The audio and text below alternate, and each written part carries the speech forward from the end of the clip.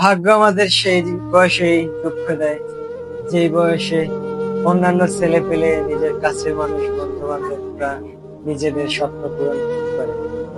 আসলে মধ্যবিত্ত ছেলেদের জীবনটা একটা challenge।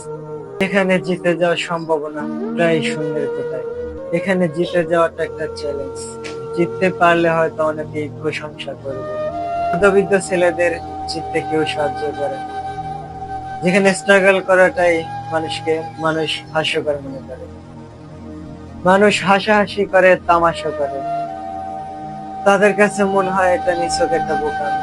এখানে মধ্যবিত্ত ছেলেরা উইন করতে পারে না, কারণ এদের স্বপ্ন দেখা মানায় না, বড় হওয়ার সাধ্য এদের নাই। ঠিক এই কারণে এরা বড় হতে পারে না, হয় গরিব হয়ে থেকে যায়, না হয় মধ্যবিত্ত হয়ে থেকে যায়, কিংবা মেডেলে থেকেই অন্যের জন্য কাজ করে যাবে। এদেরকে দিয়ে বড় কিছু প্রায় অসম্ভব, এদেরকে দিয়ে বড় কিছু আশা করা প্রায় অসম্ভব। এটা প্রত্যেকটা মধ্যবিত্ত ছেলে রিয়েলাইজ করতে পারে। বন্ধু বান্ধব তাদেরকে না জানিয়ে ট্যুরে প্ল্যান করলে তাদের কতটা কষ্ট লাগে এটা তারাই বুঝতে পারে। ক্লাসের পিছনের বেঞ্চে বসা ছেলেটা খুব ভালো স্টুডেন্ট, কিন্তু একজন বড় লোকের ছেলেকে যখন স্যার গুরুত্বটা বেশি দেয়, তখন তার কাছে কেমন লাগে সেটা সেই বলতে পারে। খুব শখের নারীও যখন খুব সুন্দরী হয় ক্যাম্পাসে, তাকে মনের কথাটা বলতে না পারাটা একটা মধ্যবিত্ত পরিবারের ছেলে বলতে পারে। এই কষ্টগুলো কাউকে বলা যায় না, খুব সহজে সহ্য করা যায় না, রাতে ঘুমানো যায় না। এই কষ্টগুলো নিয়ে খুব সহজে ঘুমানো যায় না।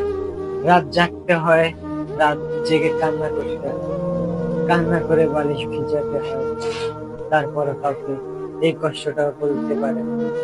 খুব কষ্ট হয়, খুব বলতে ইচ্ছে করে যে আমার কেন টাকা নেই, আমার বাবার সঙ্গে টাকা নেই, আমরা কেন মধ্যবিত্ত হলাম, আমার বাবারও তো টাকা পয়সা থাকতে পারে।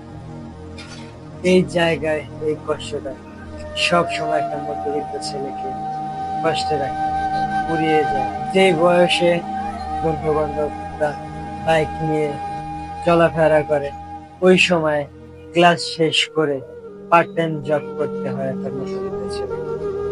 এটাই হলো একটা মধ্যবিত্ত পরিবারের ছেলে, একটা মধ্যবিত্ত ছেলে ছিল।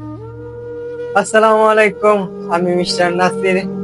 আজকের গল্পটা ছিল একটা মধ্যবিত্ত ছেলেদেরকে নিয়ে একটা গল্প। গল্পটা কেমন হলো সবাই কমেন্ট করে জানাবেন। ধন্যবাদ এত সময় নিয়ে ভিডিওটা দেখার জন্য।